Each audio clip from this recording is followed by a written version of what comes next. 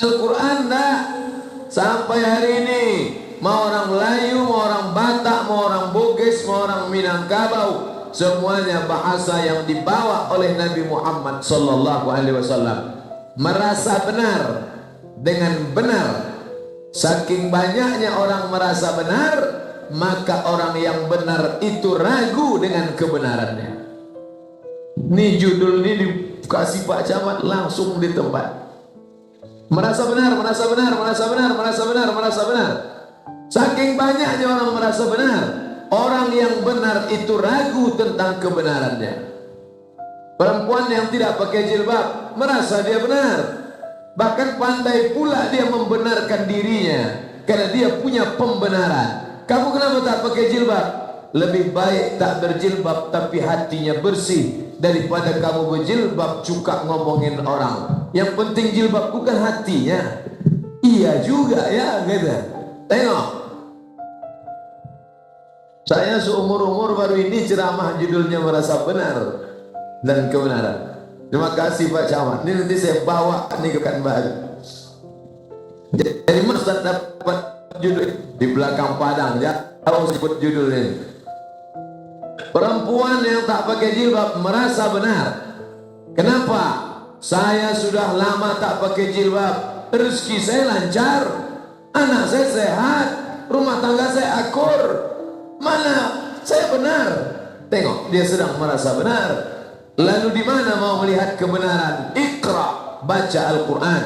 La ya'tihil batil, tidak ada kebatilan. Min baini yadayhi, di depannya, wala min khalfihi, di belakangnya. Bacalah Al-Quran.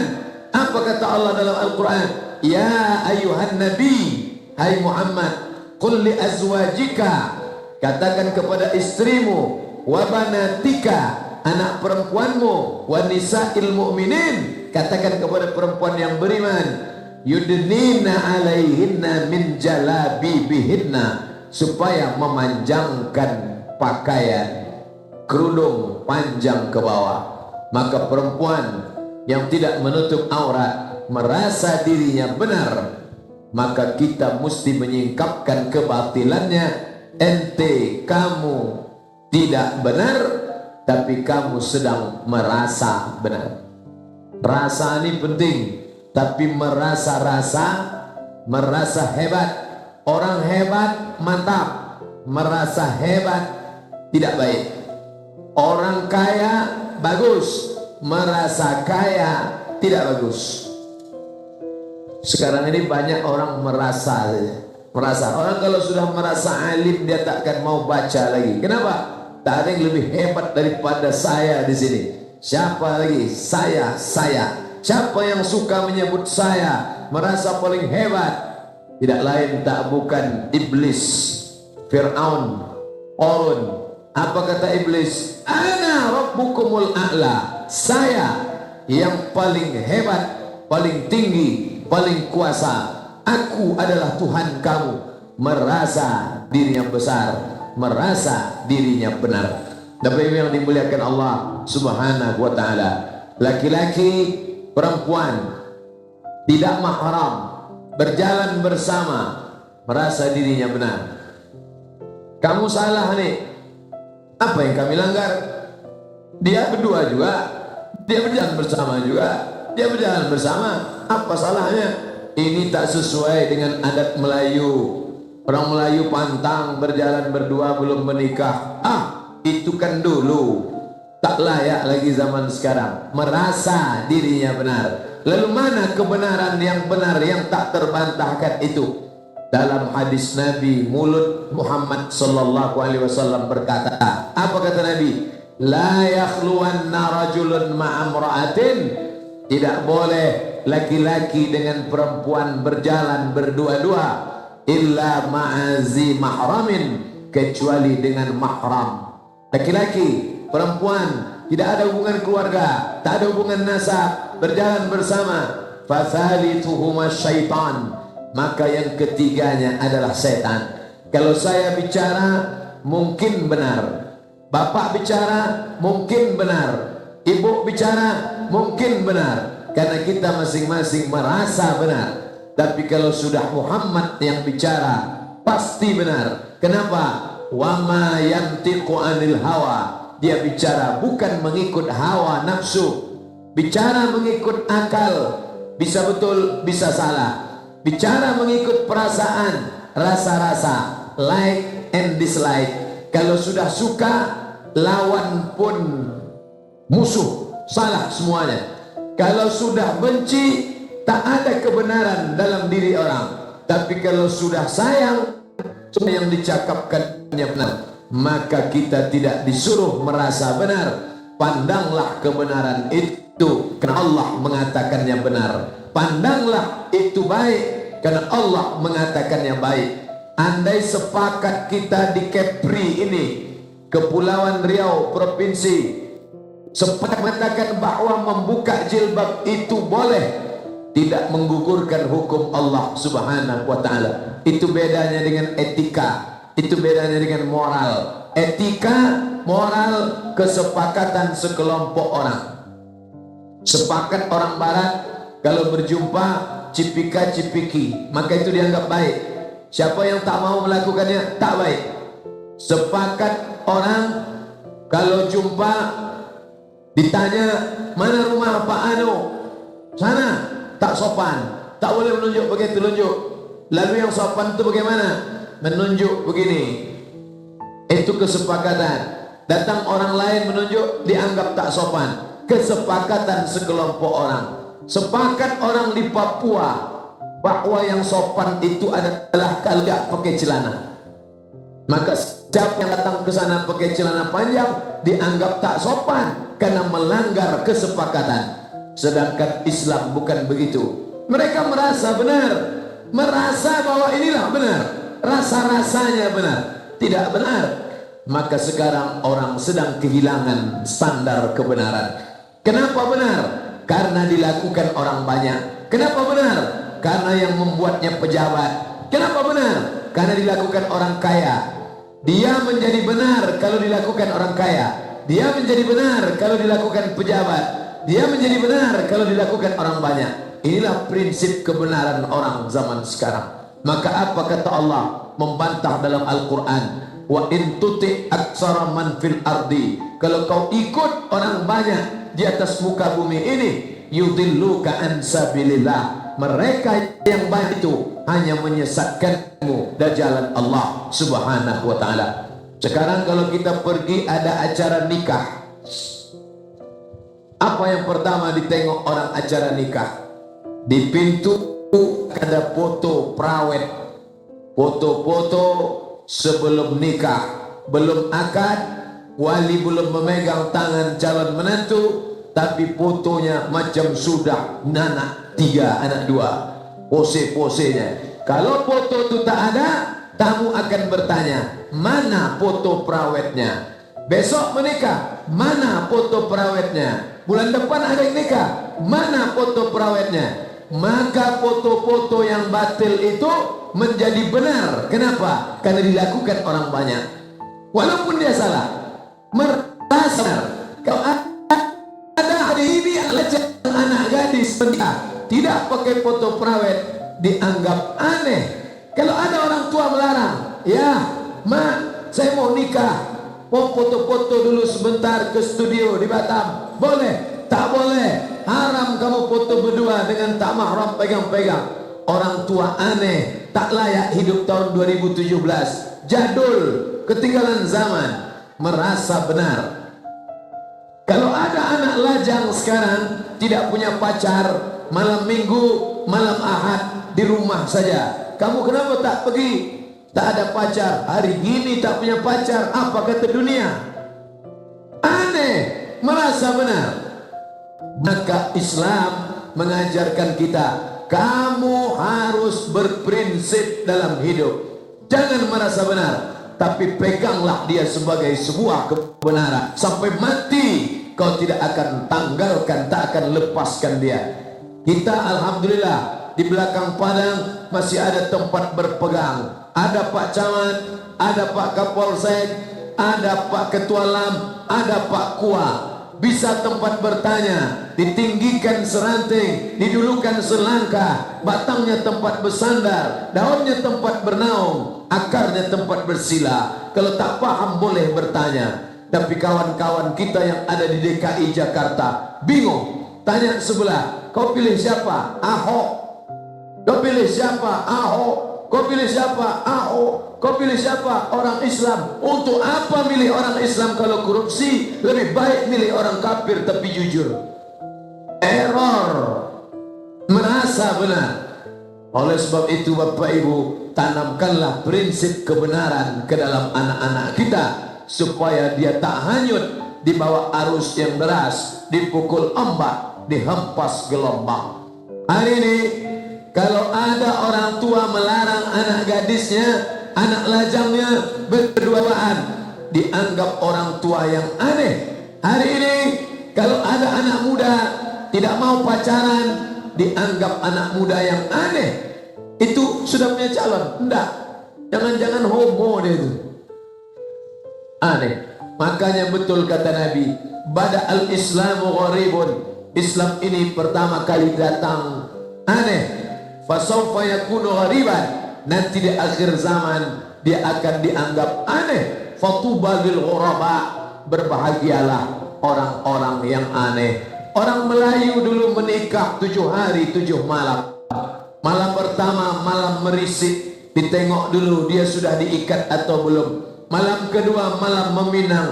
Malam ketiga malam berinai. Malam keempat berhatam kaji. Malam kelima malam menikah. Malam 6, 7 malam berpesta. Makan-makan, minum-minum, berkumpul silaturahim. 7 hari 7 malam. Sekarang tak ada lagi merisik, tak ada lagi meminang, tak ada angin, tak ada hujan, akad saja langsung. Kenapa langsung akad? Kalau tak disegerakan akad meletup saking besarnya sudah. Dulu akad nikah Januari, Februari, Maret, April, Mei, Juni, Juli, Agustus, September, Oktober, November, Desember baru Ustadz diundang. Assalamualaikum Ustadz Somad. Ya, Ustadz dulu acara nasihat pernikahan anak saya kan? Kapan tuh Pak? Januari. Ya betul. Ini bulan Desember tolong datang ke rumah kami. Acara apa tuh Pak? Acara akikah cucu kami. Cucu yang mana? Yang kemarin Januari itulah. Oh iya, dulu begitu. Sekarang lah menikah Januari, April akikah langsung. Tak 1-2 SMS masuk ke HP saya nih. Pertanyaannya Pak, apa hukum nikah setelah hamil duluan? Ini kalau dikumpulkan, inilah pertanyaan yang paling banyak. WhatsApp, message, Twitter, BBM, HP, telepon langsung. Apa hukum menikah setelah hamil? Sepakat 4 mazhab, Hanafi, Maliki, Syafi'i, Hambali, bahwa orang yang hamil kalau dinikahkan oleh Pak Kua, nikahnya sah. Hukum negara, hukum agama, nikahnya sah. Tidak ada permasalahan. Yang tidak masalah jangan dipermasalahkan. Nikahnya apa hukumnya? Nikahnya apa hukumnya? Nikahnya apa hukumnya? Sah. Lalu masalahnya di mana? Setelah anak lahir muncul 4 masalah. Apa masalahnya? Anak itu tidak boleh pakai bin bapaknya. Lalu pakai bin siapa? Bin emaknya. Malulah pakai bin emaknya. Satu-satunya yang pakai bin emak cuma satu, Isa ibnu Maryam. Yang lain mana ada? Malu pakai bin emaknya. Apa boleh buat? Begitu hukum Islam. Kalau mau nikahkan, nanti lahir anak pakai bin emaknya. Kalau tak mau gimana? Pindah ke Papua, cari kos-kosan di sana, tunggu sampai 9 bulan. Setelah lahir baru balik. Ditanya tetangga, mana anak kamu? Sudah 2. Pertama, tak boleh pakai bin bapaknya. Yang kedua, kebetulan anak itu lahir laki-laki, anak hasil zina, lahir laki-laki. Setelah itu lahir adiknya perempuan, adiknya perempuan, adiknya perempuan, adiknya perempuan. Maka abang yang laki-laki hasil zina tadi tidak bisa menjadi wali bagi adik-adiknya. Kenapa tidak bisa jadi wali? Karena mereka saudara seemak, saudara seemak, saudara seibu tak bisa jadi wali. Yang bisa jadi wali adalah saudara seayah. 3, mati si bapak, anak tak dapat harta warisan. Kenapa? Mereka tidak ada hubungan nasab. Orang yang mendapat warisan hanya karena ada hubungan nasab. Yang tak ada hubungan nasab tidak saling mewarisi. 4, kebetulan anak hasil zina itu anak gadis 25 tahun, dia pun tumbuh menjadi anak yang gadis cantik jelita, dipinang anak lajang sampai masanya mau menikah, maka si bapak tak bisa mewalikan anak itu karena itu bukan anaknya. Lalu siapa walinya? Walinya adalah wali hakim. Datangi Pak Kua 25 tahun yang lalu. Pak Kua, ya, saya mau bicara dengan bapak nih 4 mata. Masalah masa lalu saya 25 tahun yang lalu. Kata Pak Kua, jangankan 4 mata, 3 pun bisa. Apa masalahnya? Saya ini tak baik Pak Kua. Saya ini orangnya tak baik Pak. Apa tak baiknya? Sekarang saya baru baik. Dulu saya ini setan. Kata Pak Kua, memang nampak saya masih ada bibit-bibitnya lagi. Jujur, maka perempuan itu yang mewalikannya adalah wali hakim.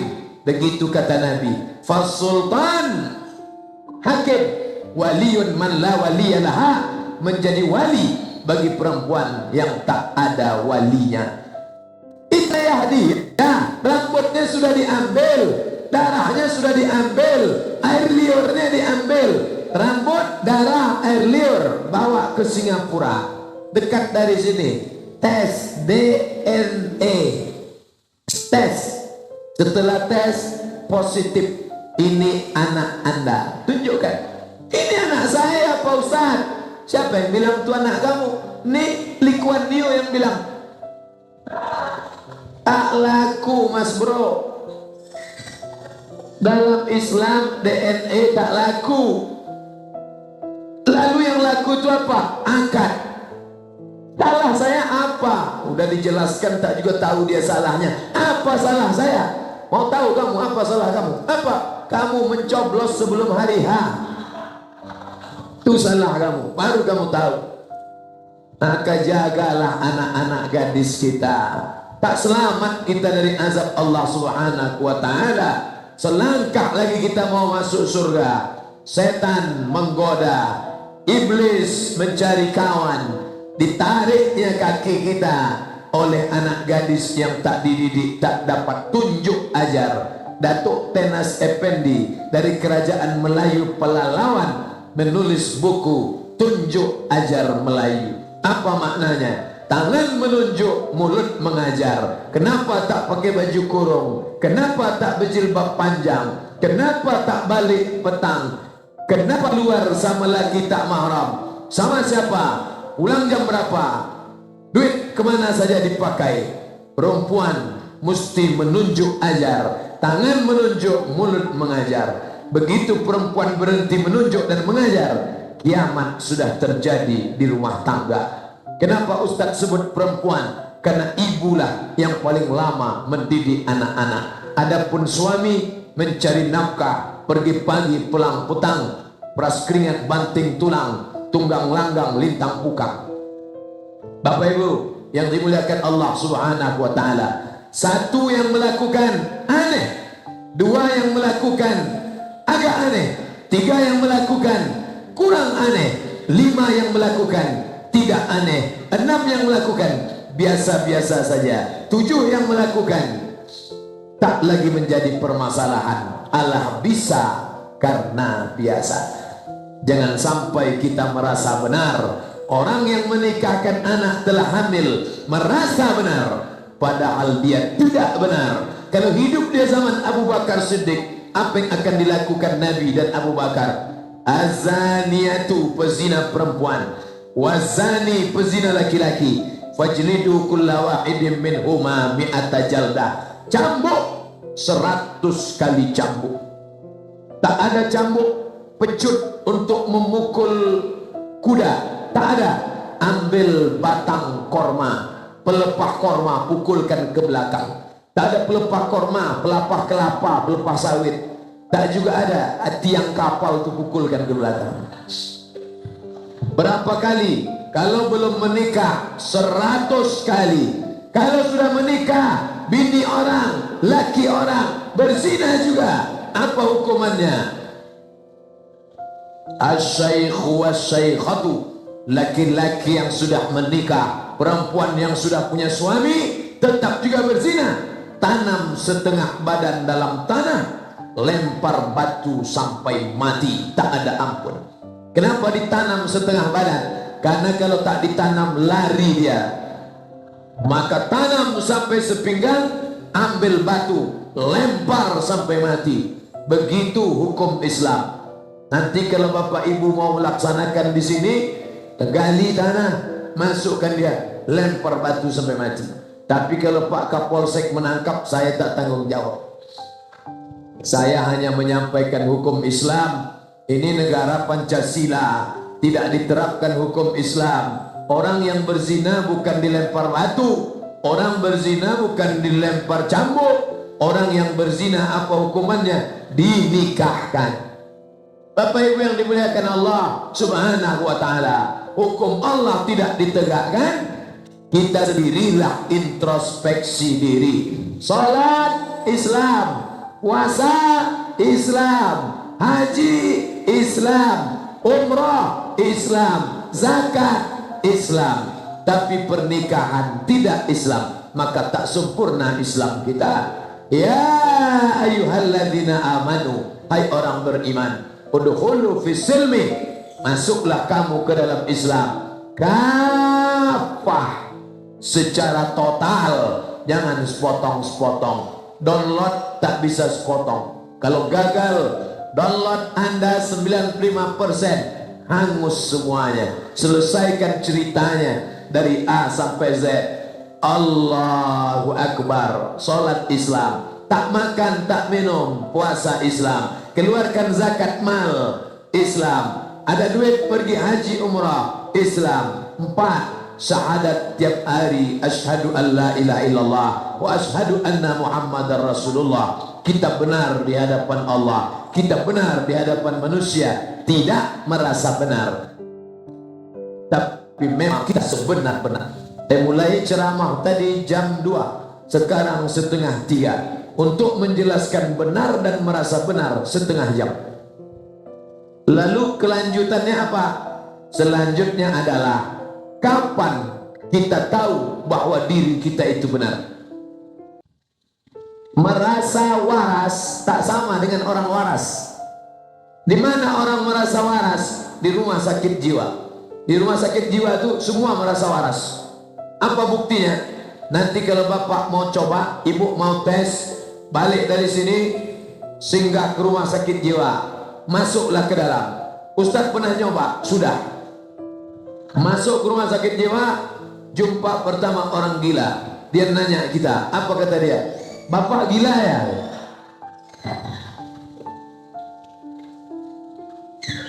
Pertama kita marah, akhirnya kita sadar dia gila. Kita masuk ke dalam. Di dalamnya di Pekanbaru ada lapangan tenis. Jumpa lagi orang gila. Jumpa dia, nengok kita. Apa kata dia? Gila ya? Sudah 2 orang mengatakan aku gila. Naik ke lantai 1, mau jumpa dokter, psikiater. Jumpa lagi orang gila di tangga. Apa kata dia? Bapak gila ya? Udah 3 orang nyebut kita gila. Lama-lama kita ragu. Siapa yang sebut gila ini? Aku apa dia? Tengok.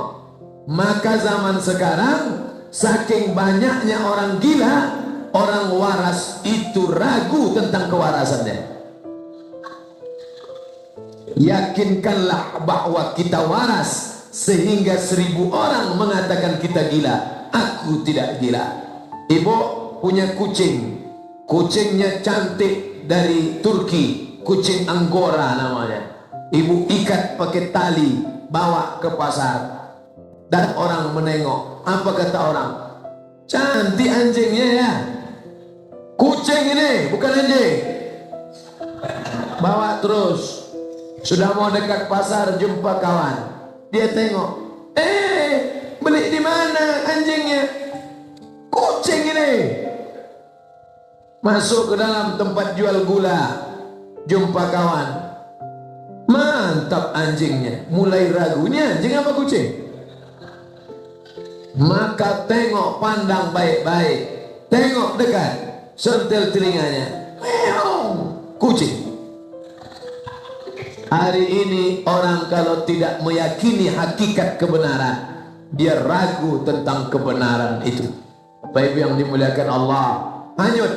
Makanya kata Nabi, di mana letak kebenaran itu? Taraktu fikum amraini, kutinggalkan pada kamu dua saja. Tempat berpegang dua, satu di kanan, satu di kiri. Kalau kalian pegang yang dua ini, lan tadillu abada, kalian tak akan sesat selamanya. Apa itu? Kitabullah Al-Quran wa sunnati, sunnah Rasulullah sallallahu alaihi wasallam. Saya pergi ke Pulau Penyengat, tertulis Gurindam 12, tertulis nyata dalam Gurindam yang ditulis oleh Raja Ali Haji. Diurutkannya 4 pegangan dalam Islam: Quran, hadis, ijma', qiyas. Pegangan inilah sekarang yang tidak diberikan kepada anak-anak muda kita. Apa tempat mereka pegang sekarang? Gamang, galau, tak tentu arah, tak ada tempat dia berpegang. Pegangannya apa sekarang? Musik. Pegangannya apa sekarang? TV. Pegangannya sekarang apa? Internet. Pulsa sedang banyak, dia tenang. Begitu habis dia galau. Kalau ditinggalkan harta, harta binasa. Ditinggalkan kuasa, kuasa akan sirna. Ditinggalkan nama, nama akan jatuh. Tengku, Said, Raja, binasa. Tapi ketika kau tinggalkan Quran dan Sunnah, tak lapuk karena hujan, tak lekang karena panas, tinggalkanlah itu. Berapa banyak orang-orang kaya, orang-orang besar meninggalkan tanah sejauh mata memandang, meninggalkan emas berbungkal-bungkal. Ketika hari berganti, musim berubah, dia tidak kekal, maka tinggalkanlah yang kekal. Afdalu zikri seafdal-afdal zikir la ilaha illallah. Bapak Ibu yang dimuliakan Allah subhanahu wa ta'ala, sekarang orang sedang kehilangan pegangan, kehilangan arti, sampai menjual agamanya, menjual keyakinannya, menjual akhiratnya. Dunia ini tempat persinggahan. Saya dibawa singgah sebentar ke belakang padang. Singgah, berapa lama singgahnya? Untuk apa singgahnya? Kami di sini hanya 3 saja. Datang, sholat, makan, ceramah, pulang. Misi kami di pulau ini 3 saja. Datang, makan, sholat, ceramah, pulang. Ini bukan tempat tinggal kami. Tempat tinggal kami di sana. Habis masanya kami pulang, karena maghrib nanti sudah menunggu janji. Begitu juga dengan tempat persinggahan. Alam roh, alam rahim, alam dunia, alam kubur, alam akhirat. Tak bisa kita minta lama-lama di sini. Dari mana? Alam roh. Pindah ke mana? Alam perut, alam rahim. Pindah ke mana? Alam dunia. Pindah ke mana? Alam kubur. Pindah ke mana? Alam akhirat. Lama di alam dunia, persinggahan sementara waktu petang. Petang datang, kita pun berlanjut. Apa kata pepatah orang Melayu? Mumbang jatuh, kelapa pun jatuh. Kalau tegak di bawah pokok kelapa, tengoklah ke bawah. Kelapa tua jatuh, kelapa muda jatuh, tebang jatuh, mayang jatuh, pelepah pun jatuh. Yang kaya jangan sombong, yang miskin jangan putus asa. Kalau kau miskin, miskin itu sebentar saja, sementara malaikat maut datang. Kalau kau cacat, buta, lumpuh, pincang, stroke, jangan sakit hati, karena kau mengalaminya tak lama, karena setelah itu kau akan mati menghadap Allah. Yang kaya pun jangan sombong, karena kau tak kekal abadi. Kurang hebat apa Qarun yang hartanya melimpah ruah, sekarang tinggal jadi danau. Saya kuliah di Mesir 4 tahun, ada danau besar namanya Danau Qarun. Bulan 7, bulan Juli, bulan 8, bulan Agustus, mahasiswa dibawa jalan-jalan ke Danau Qarun. Inilah danau tempat Qarun tenggelam. Orang paling kaya di dunia, kunci-kuncinya aja dipikul orang-orang tegap, bodyguard tak sanggup memikul kuncinya. Belum lagi emas hartanya, tenggelam masuk ke dalam Danau Qarun. Saking kayanya Qarun, kalau ada ibu menggali tanah di belakang rumah, di belakang padang, gali tanah, dapat periuk emas. Apa kata ibu? Periuk Qarun. Padahal tenggelamnya di Mesir, bisa pula periuknya ke belakang padang. Saking hebatnya Qarun. Harta Qarun itu pakai huruf Qaf, Qarun. Tapi karena orang kita payah menyebut Karun, kata dia. Harta karun itu tak betul. Yang betul harta Qarun. Bapak Ibu yang dimuliakan Allah Subhanahu wa ta'ala, tinggalkanlah yang bisa menyelamatkan anak-anak kita. Mungkin agak berpisah sejenak, masukkan ke pondok pesantren di Batam, Tanjung Balai Karimun ada pesantren bagus, atau di Pekanbaru Riau, masukkan. Langsung ke Jawa aja Pak, ke Gontor, masukkan. Itulah yang menjadi pegangan dia, karena kita tak bisa mengontrol dia 24 jam. Biarkan, tanamkan microchip dalam kepala dia. Nah, aku tak bisa mengontrolmu, yang mengontrolmu adalah dia. Siapa dia? La ta'khuzuhu sinatun wala naum. Tapi dengan syarat. Syaratnya apa? Kasih dia makan. Saya sebagai laki-laki ada 5 hak anak istri dalam diri saya. Kalau tak saya kasih, maka saya zalim. Saya merasa benar, tapi saya sedang salah. Makan, pakai, tempat tinggal, pendidikan, perhatian. Makan, kasih dia makan. Makan pagi, makan siang, makan malam. Pakai, kasih dia pakai. Baju koko, baju batik. Tempat tinggal, sediakan dia rumah. Belum sanggup buat rumah, kontrak. Nanti sampai masanya ada duit buat rumah. Makan, pakai, tempat tinggal, pendidikan. Masukkan dia ke agama. Dulu orang-orang Melayu belajar agama di Pulau Penyengat, makam Habib As-Saqqaf, As-Segaf, itu dari Yaman langsung. Anak-anak raja di Pulau Penyengat langsung belajar ke ulama dari Yaman. Ulama keturunan Nabi dari Yaman. Makamnya ada di komplek makam Sultan. Inilah makam Habib As-Segaf, ulama dari Yaman yang mengajar agama Islam. Quran, hadis, fikih, tajwid, bahasa Arab, balaghah, ma'ani, mantik, bayan, usul fikih, qawaidul fikih, ulumul hadis, mustalah hadis, hadis tahlili, hadis maudhu'i, tafsir, ulumul Quran, arud qawafi, pelajaran-pelajaran agama. Sekarang pelajaran agama yang 20 ini dipres menjadi 5. Quran, hadis, fikih, bahasa Arab, sejarah Islam. Itu pun kalau SDIT, SMPIT, SMAIT. Kalau hanya mengharapkan impres, instruksi presiden, SMP negeri, SMA negeri, STM, SMK negeri, hanya pelajaran satu, pelajaran agama Islam. Sebodoh-bodoh orang Melayu, tidak ada orang Melayu buta huruf Al-Quran. Kenapa? Karena dia bisa membaca perukunan Melayu. Perukunan Melayu yang nulis orang Melayu pakai huruf Arab Melayu. Orang Melayu tak ada huruf Latin. A, B, C, D, E, F, G datang setelah Belanda datang. Dulu bagaimana nenek moyang kita belajar? Pakai huruf Arab Melayu. Sekarang Arab Melayu digantikan huruf Latin. Apa efeknya? Luar biasa. segoblok-goblok orang Melayu, takkan dia tak pandai baca Quran, karena dia baca huruf Arab Melayu. Setelah Arab Melayu tercampak, sekarang tinggal huruf Latin.